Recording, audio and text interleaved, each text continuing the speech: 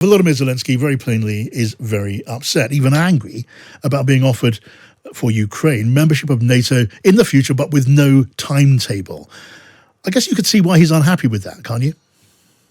Right. Well, this happened to Ukraine in 2008. In April at the Bucharest summit in Romania, President George W. Bush proposed that NATO bring Ukraine and Georgia in as members on a very fast timetable, and Germany and France stopped it. Ultimately, the summit issued a declaration saying they hoped Ukraine would ultimately become a member of NATO at some unspecified point in time. I think you can make a very good argument that NATO's failure to act then laid the basis for Russia's attack on Georgia 4 months later and its invasion of Ukraine in 2014. So Yes. if I were Zelensky, I would say this is Groundhog Day. It's we're seeing the same thing over again. Now, in addition to that, I'm sure he's not happy with President Biden saying that Ukraine's not ready for NATO membership. Obviously, Bush thought it was ready in 2008. The issue that really is critical, though, is the fact that NATO has never admitted a country that was in a state of war with Yes. anybody, because to do so would automatically trigger Article 5 and the commitment of mutual assistance. We're talking about the wrong thing here. It's not that somehow Ukraine is not yet ready for NATO. It is, but it's not a suitable time given this Article 5 issue. We should have put this off to the side and debated what we were going to do to defeat the Russians, remove their troops from Ukraine, and then talk about NATO membership. Yeah, I mean, there doesn't seem to be any dispute actually between members of the NATO alliance that Ukraine could not join NATO until the fighting has stopped for the very reason you've given. Under the terms of the NATO treatment, Article 5, it would mean that we are all suddenly at war with Russia, and nobody is willing to contemplate that step, again for very obvious reasons. But is there any good reason not, when the fighting ceases, to hasten membership, to get Ukraine in as a guarantee of future security against Russia?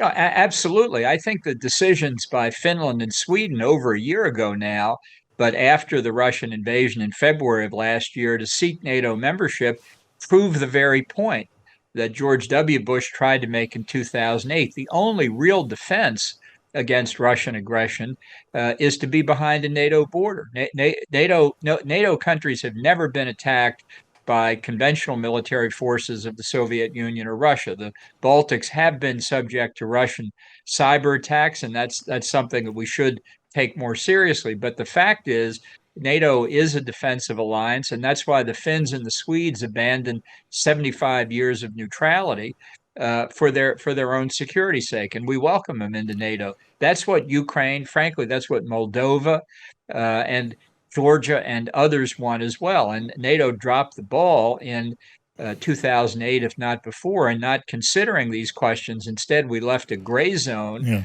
that the Russians have preyed on. I mean, clearly you are, in all essentials, on the same page as Volodymyr Zelensky and some of those East European NATO members who want to see Ukraine in NATO as quickly as possible. If we try and look at it through the eyes of Germany and through President Biden, is there a worry then about provoking Russia by offering an accelerated route into NATO, or NATO overcommitting itself? Because clearly Vladimir Putin, when and if peace comes or a ceasefire comes to Ukraine, he'll be waiting, if he's still there, waiting for the next opportunity to resume hostilities, only next time more successfully.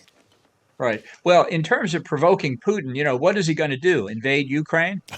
The fact is that we have been intimidated, we have been deterred by Russia ever since the invasion. This has been a real fallacy, a mistake in Biden and NATO's strategy.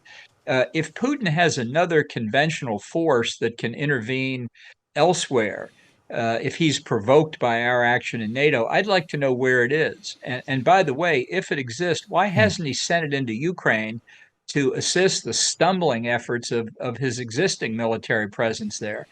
The other threat that Putin has made is he's rattled the nuclear weapons saber from time to time. But American intelligence services testifying in open session of Congress have repeatedly said they have seen no movement of Russian nuclear forces into a posture that might indicate they were ready to be launched or otherwise deployed. So, I think there's a lot of faking going on here, but we have allowed ourselves to be intimidated by these threats, I think, to our own disadvantage. Okay, let me just ask you lastly, Ambassador, and again, thank you for joining us, about your former boss. The NATO leaders are united in wishing to see NATO continue as a coherent alliance of like-minded, or comparatively like-minded members.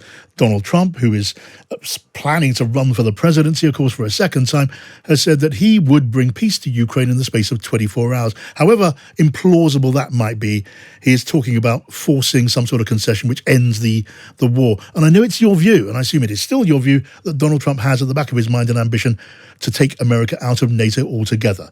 Now, with all of that then hanging over this NATO summit, how should they deal with that real possibility? Because as we sit here, it is a real possibility. There could be a change of president next year, and the new president could be Donald Trump.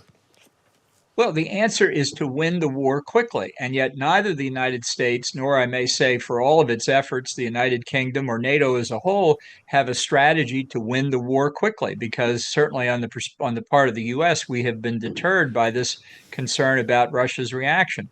The sooner the war is over, the better for everybody concerned, except Russia, the country that committed the unprovoked aggression.